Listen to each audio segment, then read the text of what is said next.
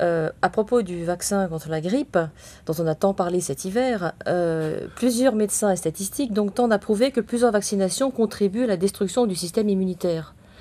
C'est peut-être vous qui allez peut-être répondre. Non, c'est peut-être pas tout à fait ça. Je veux dire,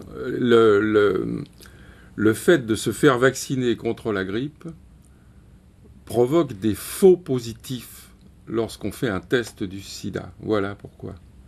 C'est uniquement ça, mais je ne pense pas que... Bon, ça perturbe le système immunitaire, c'est évident, c'est son but. On expose les patients à être traités pour un sida qu'ils n'ont pas, c'est ça que ça veut dire? Ça risque de les faire... S'ils vont passer un test de séropositivité après avoir été vaccinés contre la grippe, ils risquent fort de se retrouver déclarés séropositifs alors qu'ils ne le sont pas. C'est l'injection du vaccin qui aura provoqué ce faux positif.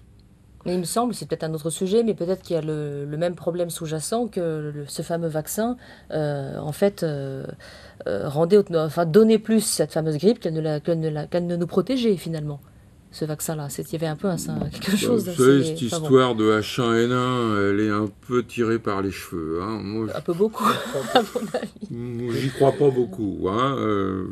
Il faut ajouter que ces vaccins contiennent des adjuvants contenant soit de l'aluminium, soit extrêmement toxiques dans le mercure, soit les deux, qui ont une toxicité neurologique extrêmement préoccupante, surtout pour les enfants, et qu'il y a d'immenses questions qu'on ne touche dans les médias que du bout des doigts, qui portaient très fort sur la toxicité neurologique due aux adjuvants que la plupart des vaccins contiennent.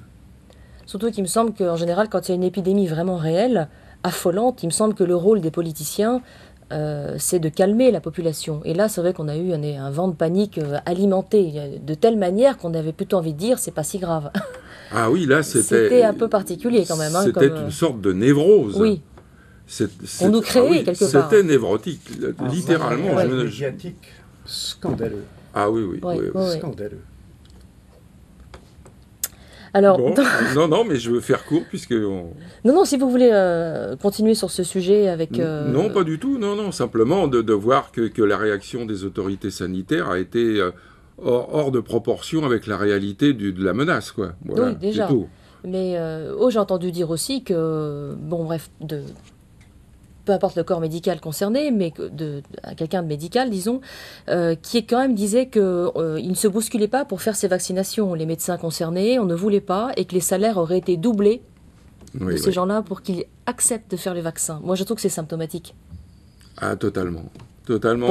Si c'est honnête intellectuellement, pourquoi doubler les salaires pour qu'ils acceptent de le faire? Bon, je ne peux pas prouver ce que j'avance. Parce qu'il fallait écluser les vaccins achetés. Oui. Je crois qu'on a tous compris. Il y a du stock encore. Hein. Oui. Allez savoir où ils vont passer, ces stocks. Ils ne préfèrent pas le savoir.